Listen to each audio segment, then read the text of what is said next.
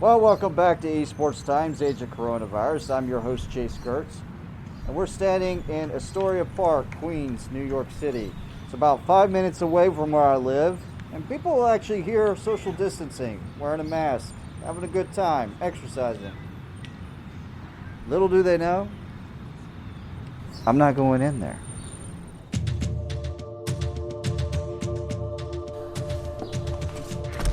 A week or two ago, I was kind of sitting there and going, wow, like, when are things going to get back to normal? And for a player, that is definitely frustrating. When you see that you're not improving when you think you should be. It's expanding, it's changing, everything is different, and you have to be able as a streamer, as a professional player, to adapt to new games. Welcome back to another episode of Esports Times, Age of Coronavirus. I'm your host, Chace Kurtz, and my beard is growing about as long as my patience here in quarantine. So we're here with Starbeast. Starbeast is an ESR partner, and he's also one of the most popular Fortnite players in the world. And he's also ranked top 165,000 on that same game in the world, while cracking that top 100K among wins worldwide. Please welcome to the show, Starbeast. Thank you very much. That was a wonderful intro. So I'm doing fantastic. I'm really excited to be here. I know I've worked with you guys for quite a bit now, and I'm super excited for you as well. Thank you for creating this wonderful channel for people. What do you think? Is it bringing us closer together, or is it tearing us apart? It's really difficult. It's really difficult, especially when you're trying to find out information online. I know Facebook is struggling with that.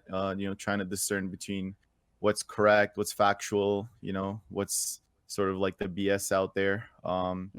So, I mean, the only thing I can say is I'm very thankful for technology in times like these, just for the fact that it can bring us closer together and give us that much needed human interaction. I think it really started to hit me around a week or two ago. I was kind of sitting there and going, wow, like, when are things going to get back to normal?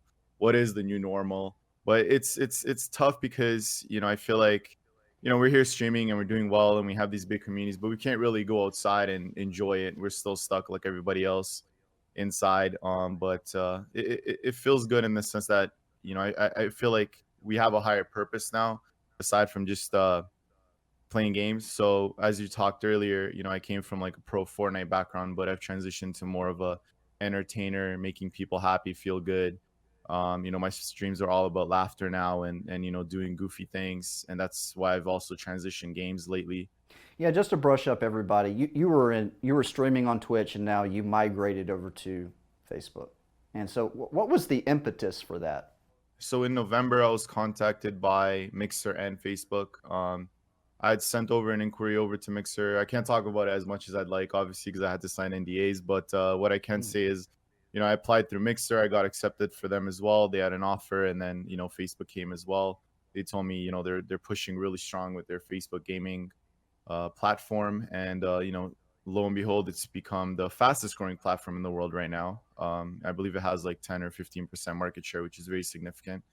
But it's a more mature audience. It's definitely it feels different to be there. Of course, you get the occasional trolls, but not as many kids. A lot, as you like to call it, the boomer generation.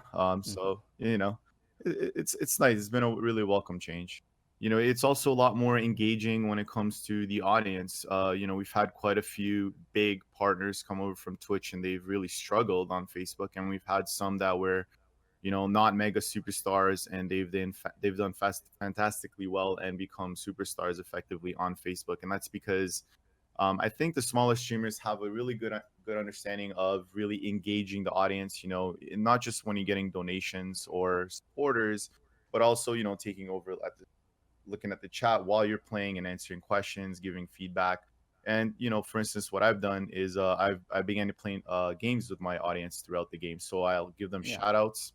I'll ask them a question. Hey, what's your favorite color? How old are you guys? Where are you guys watching from? And then, I'll hide myself on a hill during the battle royale, and I'll just sort of shout out everybody's name that's typing in chat. So I think Facebook just offers a more engaging way with to get to know the streamer, as opposed to Twitch, which is more, here's the chat, we're gonna get to know people in the chat, but it's really, really difficult to sort of get a hold of the streamer unless you have deep pockets and you're constantly. Yeah, it sounds like Facebook has provided more of a community like experience. Yeah, exactly. Correct.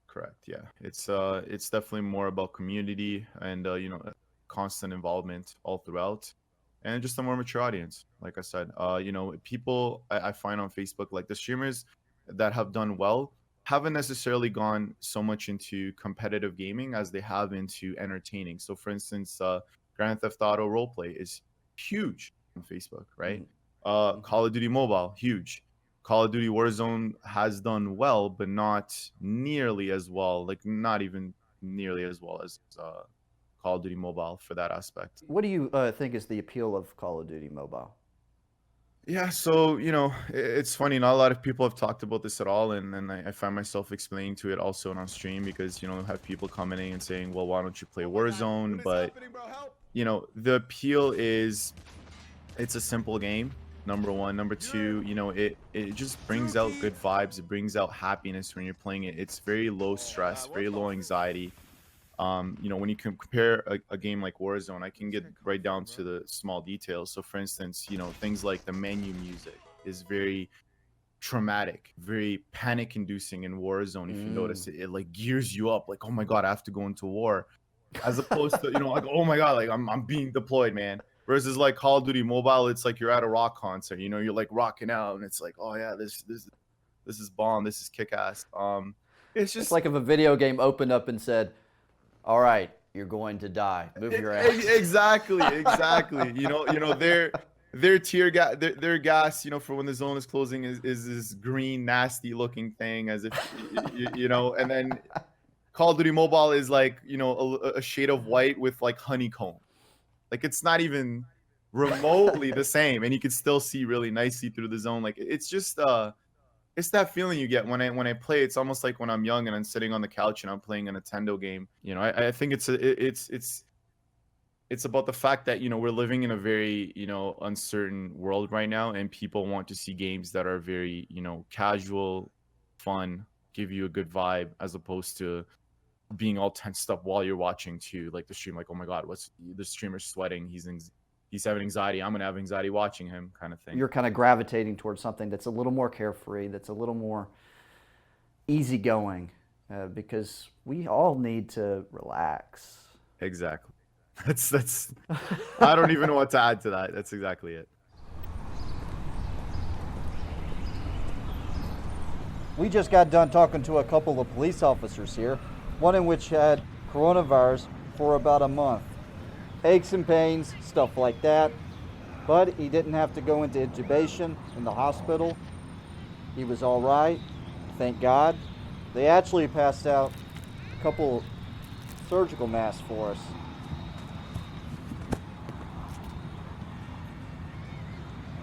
To the new normal.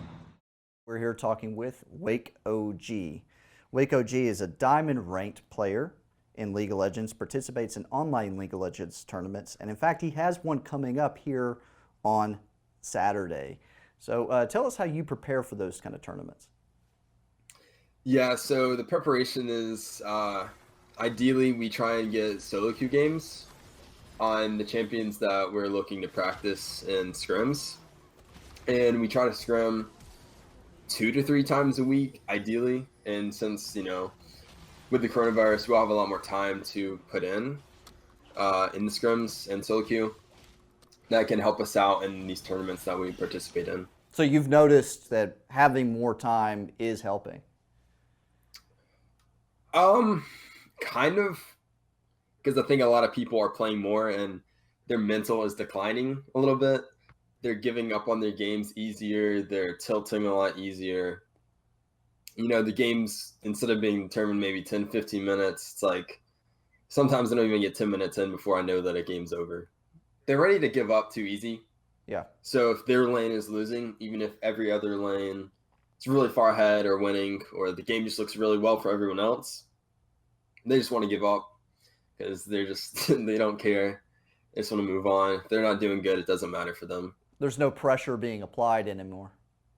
Yeah, like I feel like once people hit a certain rank, it's like they feel like they're good. I noticed that especially like just from plat 1 to diamond, just hitting that milestone for a lot of people, it's like it just clicks in their head that maybe I'm good now. So it's like when I'm losing, it's like it's not my fault. Something just happened. It's jungle gap or something like that. And then suddenly it's like this game's over because our jungler's worse or our mid's worse or just something like that. I guess people need more goals to reach. Yeah, They're not, maybe they're not 100%. feeling like they have any goals to reach anymore. Yeah, I think people sometimes they actually realize they cap, even if it's not like consciously. Like they just know that they can't improve, and they look for things to blame it on, especially in league more than other things, because the gap from like D4 to D2 is really huge, and when people can't climb, it's really frustrating. Right. Like because you notice a lot of people in D4, it's like they don't have like 200 games usually. It's like 700, and they're still there. And for a player, that is definitely frustrating. And when you see that you're not improving when you think you should be. Do you think some of this relates to the current climate? I think some of it, yeah. I think that it's just causing a lot of frustration because everyone is like bored of just being in their house, not being able to do the things they usually do, especially the gym. I think a lot of league players, I feel like the gym definitely helps relieve some of that tension and stress that has just been building up. Tell me more about how you're dealing with it. Oh God. Yeah, I'm just trying to stay in as much as possible. And whether that like I can't play League all the time. So I've been trying to split up my hours. Play some League, play some Warzone, maybe some RuneScape, Skyrim, just like and also not to play too much because I don't want to burn out. Yeah. So I do try and like do some exercise at my house, whether it's like push-ups, sit-ups, maybe go for a run, but definitely not try and do anything else. What would you do to improve League of Legends? I don't know. I feel like there's not enough diversity in League. Like, yes, there are like 100 and something champions. Like, there's a ton of champions, but you don't see the same ones. You see, I mean, sorry, I messed up the backwards. You see like the same champions especially the higher up you get. There's like some weird, plat diamond, maybe it's like a little bit masters and like higher where it's like there are one tricks that do kind of use like Katarina or Fizz or something like that. Like these strong champions that aren't like super meta, but for the most part, it's like the same champions over and over again. And like if they slip through a ban phase, then it will tell people, and that game just suddenly becomes a lot less fun. Like Aphelios on release, I don't know how that went through, but that was definitely not fun to play against.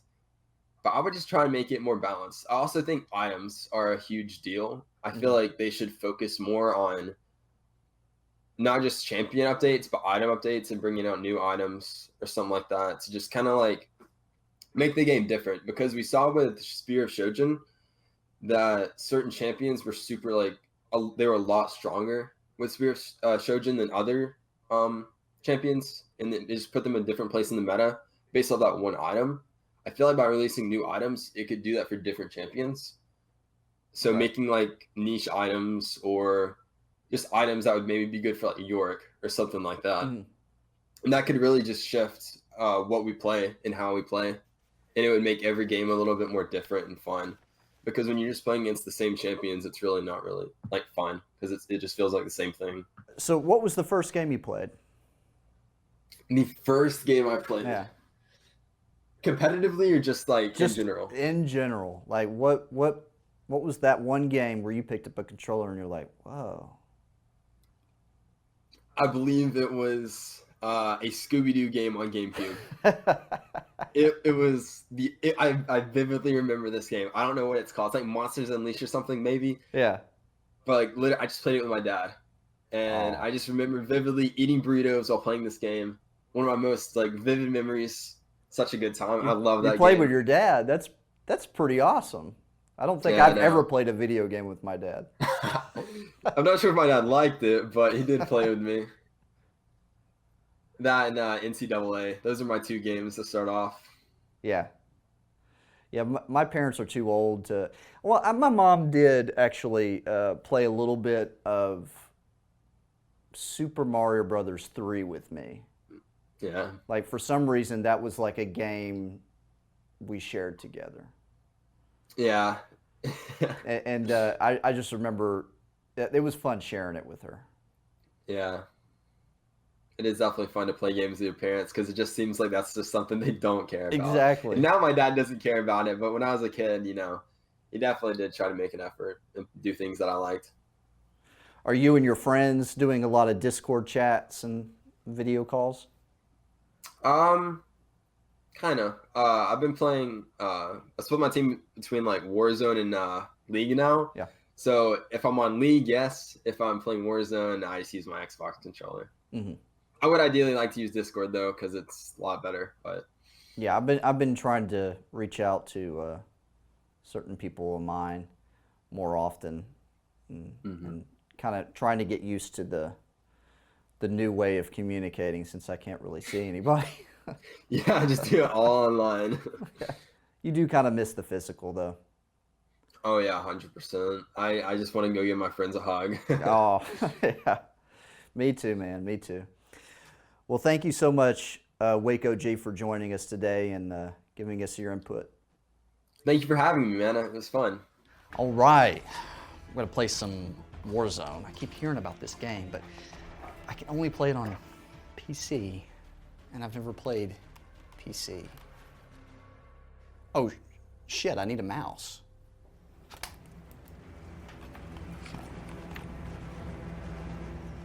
Falling out of an airplane. God, they just steal everything from Fortnite, don't they?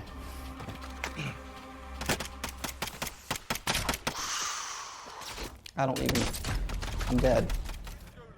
I'm in Guantanamo Bay now? What the hell? Gotcha. I haven't had this much trouble opening doors since I was 3 years old.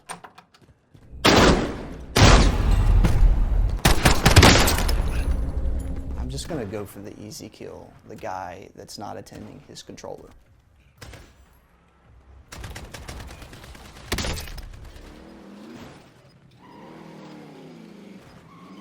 I'm starting to feel like Austin Powers.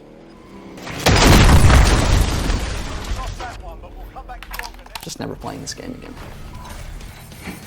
We're here talking with Gara. He is an ESR partner and a highly ranked player for Hearthstone Legend rank. He has professionally won over 10 Hearthstone tournaments and has placed top 8 in dozens of others. Please welcome to the show, Gara.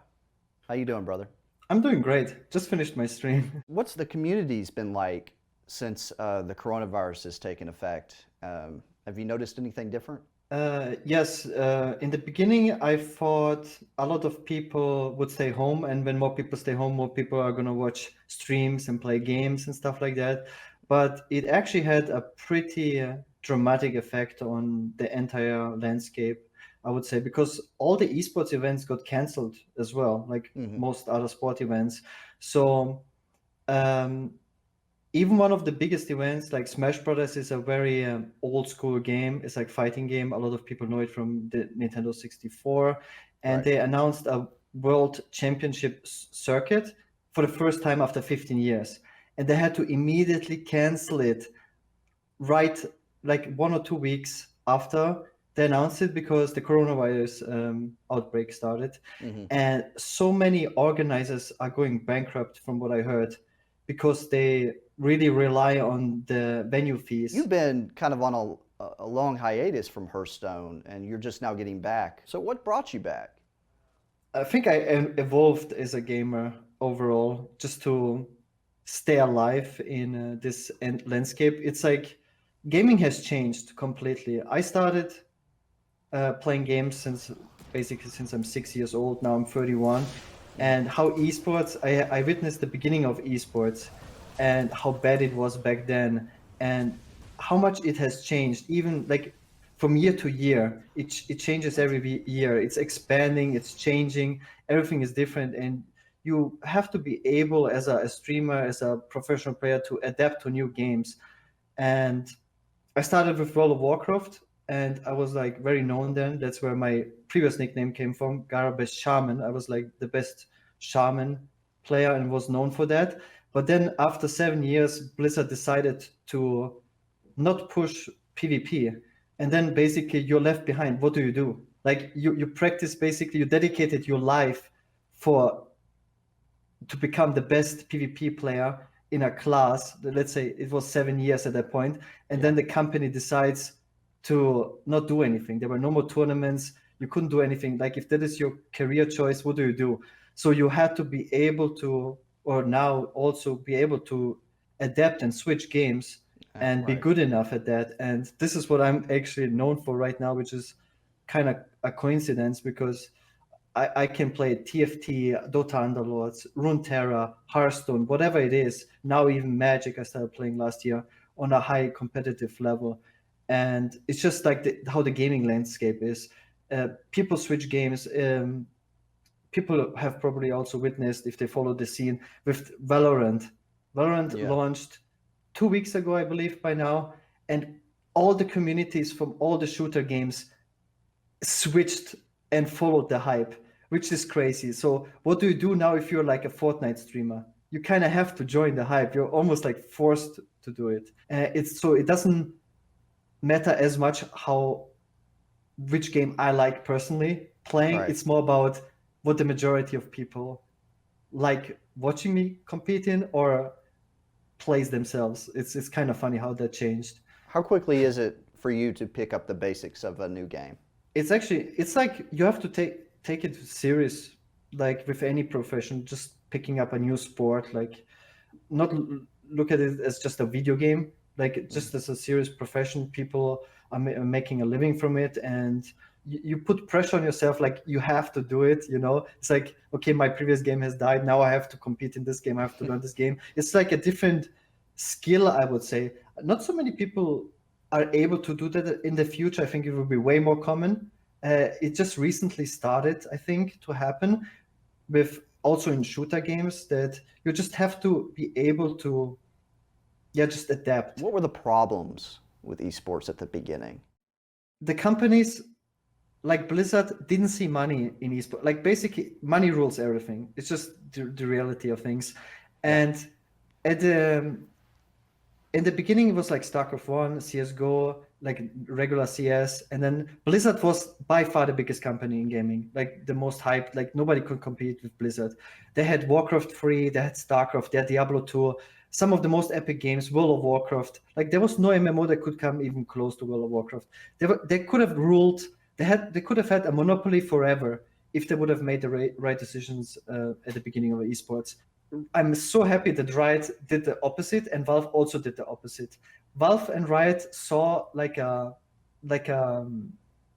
niche and like a potential and believed in it, and they invested a lot of money in League of Legends and CS and Dota 2 later, and it was 100% worth it. It exploded. It basically ignited a new fight in esports. Like what we had before that was nothing in comparison. I witnessed myself, like I won the first Hearthstone offline event, the first DreamHack, and I remember 2014 to 2015, 2016, the CSGO venue.